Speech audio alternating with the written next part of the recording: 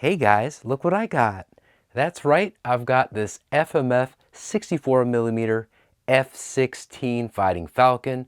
It comes in two different paint schemes. I've got the Thunderbirds. I've wanted a Thunderbirds F-16. I've wanted an F-16 in general for a long time, but really a Thunderbirds F-16 of any make, any model, didn't matter. I've got this one and I'm pumped. It's got lights, it's got all kinds of really cool features, especially for this class of RC plane.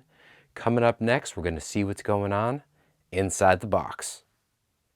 This is a look at how it's packaged, and I am very excited with what I'm seeing inside the box.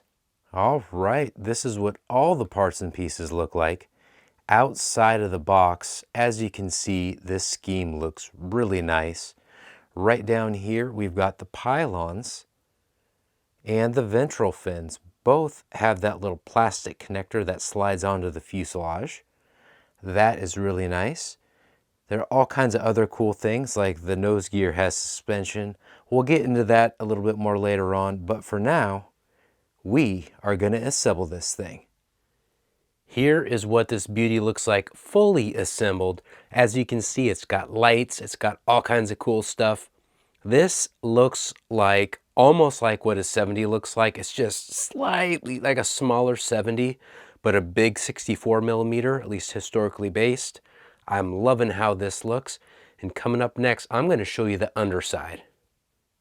Here is my best attempt to show you this full thing, and with Old Glory in the background.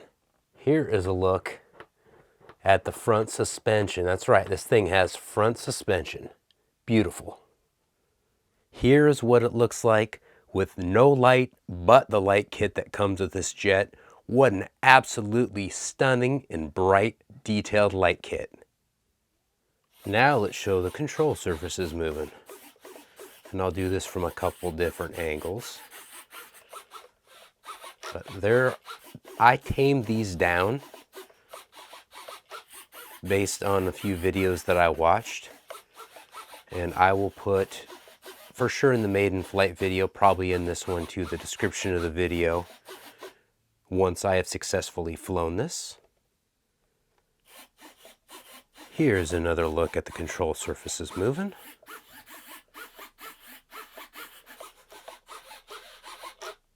This jet is so beautiful.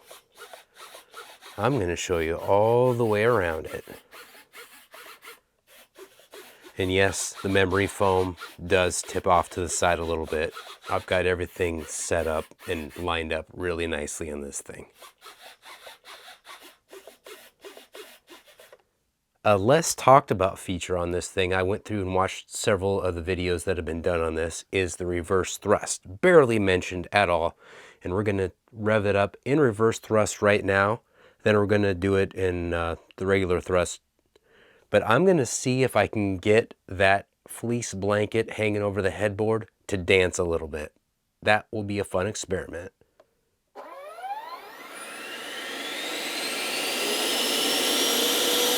Oh yeah.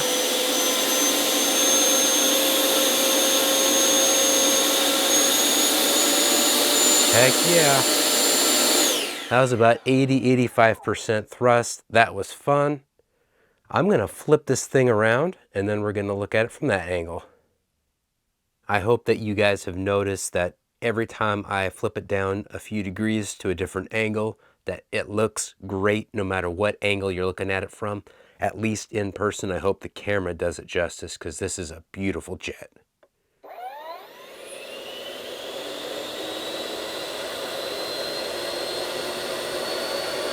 Okay, it started moving forward at only 50% throttle. Let me come back and see if I can hold it and rev it up a little more.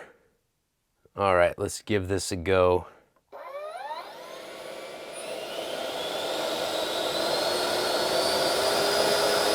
%50 right there. This thing has thrust. Dang. That is where I've got my receiver, and we're going to float on down here to the battery bay. And this is just a battery that I actually needed to discharge anyway, that I'm using to discharge while we make this video. And I'm just gonna do a little pan up here since we're shooting this jet from a slightly different angle. Look how beautiful this thing is. My goodness, we've got a light on top of the vertical stabilizer. I can't say enough cool stuff about this light kit and this plane in general.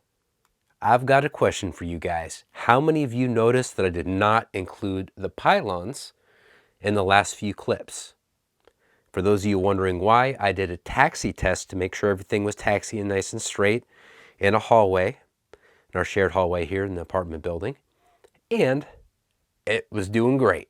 Very happy about that, but I forgot to put the pylons on because I took them off to make sure they didn't snap off. Now we're going to get into the pros and cons real quick, and they're quick and simple. Obviously, it's a beautiful scheme.